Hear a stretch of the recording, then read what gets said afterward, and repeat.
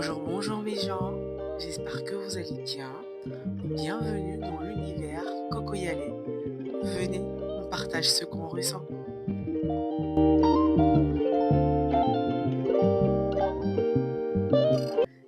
Bonjour mes gens, j'espère que vous allez bien. Bienvenue dans l'univers Cocoyalé. Je tiens d'abord à vous remercier d'avoir adhéré au concept. Je prends en compte vos retours, vos conseils et on va ensemble co-construire un univers safe, une safe place on va dire, pour se partager nos astuces de vie.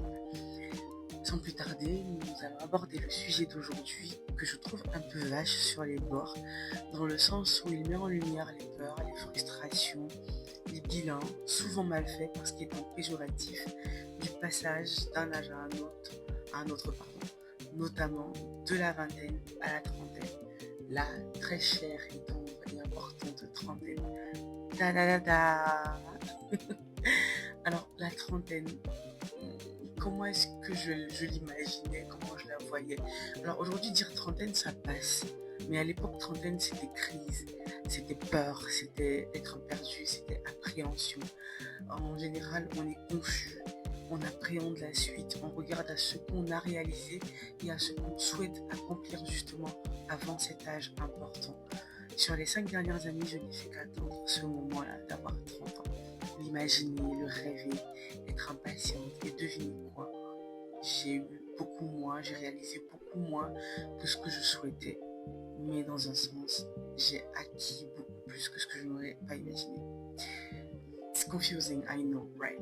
Mais laissez-moi le temps de vous expliquer. On va trouver les mots pour justifier, pour expliquer. J'ai commencé à découvrir et à aimer la personne que j'étais, la femme que j'étais à l'époque, quand j'ai eu 25 ans. C'est-à-dire que à l'âge 25, je me suis dit, écoute, tu es top.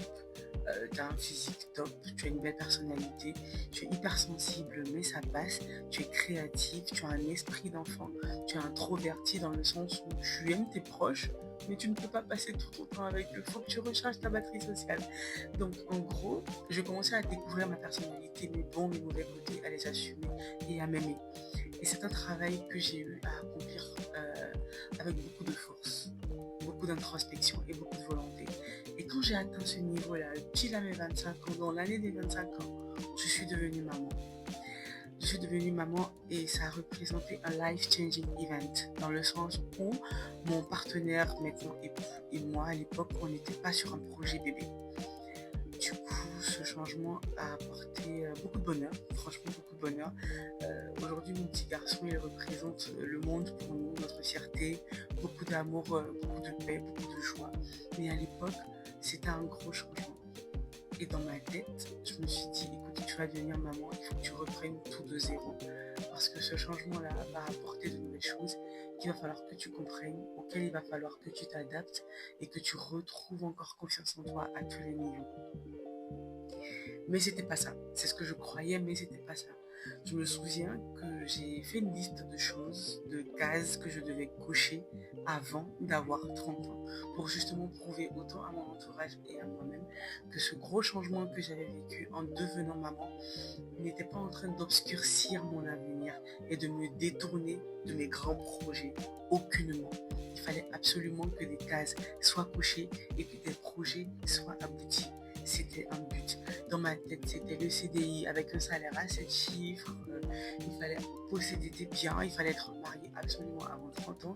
Puisque j'étais déjà lancée dans des projets bébés, il fallait que je finisse d'avoir mes enfants avant 30 ans pour que je commence à vivre la vie, la belle vie, comme les Ivoiriens disent, la vie de Louga, pour prouver que j'avais réussi ma vie. Devenue maman, j'étais persuadée que c'était ça, ma réussite. Il fallait que je prouve. Il fallait absolument que je prouve que ça aille pas, il fallait que je prouve. J'avais enfermé tout ce qui était rêve, tout ce qui était imagination, tout ce qui était joie de vivre de côté. Bien sûr, là, je vous parle des cases qui étaient reliées à ma personne, pas mon rôle de maman. On reviendra sur ce sujet-là. Mais être dans cet état d'esprit avait laissé place au stress, à une concentration certes, mais au stress. Une peur énorme et immense d'échouer.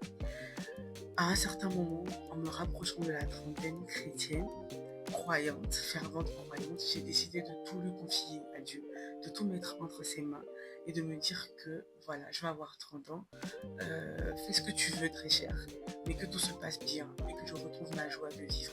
Que je ne sois plus voilà, juste un robot à vouloir réaliser des objectifs avec un goût fade, sans joie de vivre. Et c'est là que j'ai tout compris. J'essayais de redevenir la jeune 25 ans que j'étais, c'est-à-dire la jeune fille de 25 ans que j'étais et d'atteindre les objectifs de cette dernière, alors que j'étais une nouvelle personne. Et me mettre absolument dans ce canevas-là m'avait rendue malheureuse, perdue, stressée, et c'était pas forcément la solution. J'ai donc commencé à m'écouter, à écouter celle du présent. Donc à l'instant où j'ai pris cette décision, j'ai décidé de l'écouter. Celle qui aujourd'hui tient ce podcast vous présente Coco Yalé avec cette voix, avec cette assurance. Celle qui rit, qui sourit, qui tient les challenges avec force, avec maturité, avec concentration. Et aujourd'hui, le bilan, c'est que toutes les cases ne sont pas cochées, mais des portes se sont ouvertes et des marches ont été montées. C'est important. Parce qu'aujourd'hui, il est là le CDI en fait. Il n'est peut-être pas à 7 chiffres, mais il est là. Et il tient le train de vie. Et devinez quoi? Je me suis mariée à ma personne. C'est-à-dire que ma personne personnellement meilleure. Bien sûr, le mariage a eu lieu 4 mois après mes 30 ans. Mais on a réussi tout de même. La vie est différente. Elle est perçue différemment, elle est plus structurée, elle est plus joie de vivre, elle est plus douce, elle est sous un angle différent parce que l'introspection que j'ai eu à faire pour atteindre ce niveau, elle m'a permis de faire un bilan qui n'était pas comparatif, mais un bilan qui était observateur, sous un angle évolutif. Ce que je souhaite vous faire comprendre, c'est que le bilan avant la trentaine, il n'est pas forcément j'ai fait ça, il faut absolument que je fasse ça, j'ai pas ce que je voulais avoir. Non. Aujourd'hui, il y a de belles choses qui me sont arrivées. Mon bébé grandit dans la joie et dans la sagesse. J'ai un sentiment de fierté et de self-confidence, c'est-à-dire de confiance en moi, inébranlable. Bon, c'est un peu fort inébranlable, mais il est correct ce sentiment. Et ce sentiment d'échec, il est bien loin derrière moi aujourd'hui. Je vois les choses différemment. Aujourd'hui, je m'auto-challenge. Pas pour accomplir ce que les autres ont, pour obtenir ce que les autres ont. Non, juste pour être heureuse. C'est-à-dire savoir apprécier ce que j'ai. Ne pas oublier de profiter du voyage qu'est la vie. C'est-à-dire les moments importants. Parce que je serais restée trop focus sur la destination qui est de cocher des cases. J'insiste sur cocher des cases. On peut cocher toutes ces cases-là, mais ne pas être heureux. Ça, c'est des choses qui arrivent, c'est rare, mais c'est des choses qui arrivent. Alors aujourd'hui, je suis dans ma trentaine, je suis, Aya la trentenaire, j'aime bien le dire, mais j'ai monté des marches. Aujourd'hui, j'ai confiance en moi, j'ai une paix intérieure que j'essaie de protéger à tout prix. Je me suis pardonné certaines erreurs de la vingtaine, d'avant la vingtaine, de l'adolescence. J'ai guéri de certaines blessures. Je vis avec mon hypersensibilité. Ça aussi, c'est un sujet qu'on aura le temps d'aborder.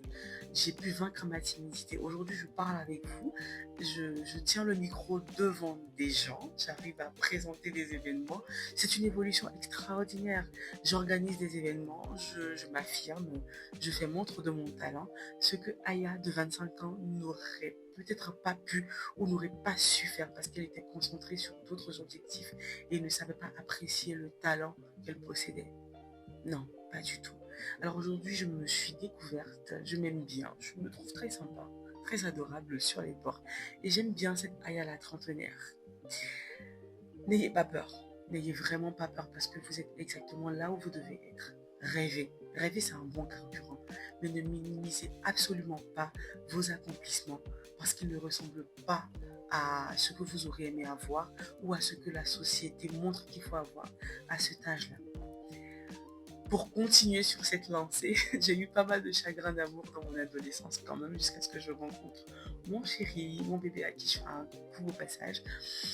Mais voilà, ces chagrins-là ont quand même touché à ma personnalité, à ma confiance en moi, à mon assurance. Et dans mon cœur, je me disais, un jour tu vas rencontrer quelqu'un avec qui tu auras un mariage d'amour. Et devinez quoi? J'ai rencontré quelqu'un qui me comprend, qui me respecte, qui ne me juge pas. Il est très moqueur, il est très taquin, mais il me respecte, il ne me juge pas.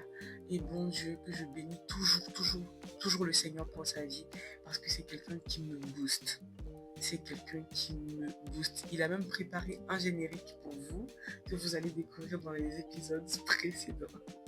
Alors, dans le prochain épisode, je vous expliquerai quand même certains projets que j'avais en cœur, que j'avais en tête pour la trentaine, certains qui se sont réalisés, certains qui ont débuté, qui n'ont pas abouti malheureusement. Mais voilà. Alors vous me direz en commentaire comment vous avez vécu le passage de la vingtaine à la trentaine, ou si vous êtes au-delà, comment est-ce que vous l'avez vécu, est-ce que vous avez fait une crise, est-ce que vous avez fait une folie. Voilà, j'aimerais bien découvrir comment est-ce que vous avez vécu ce genre de moment-là. Alors merci beaucoup pour ce moment de qualité. N'oubliez pas, si vous avez apprécié, de vous abonner, d'activer la cloche pour recevoir les notifications. Portez-vous bien et à bientôt mes gens.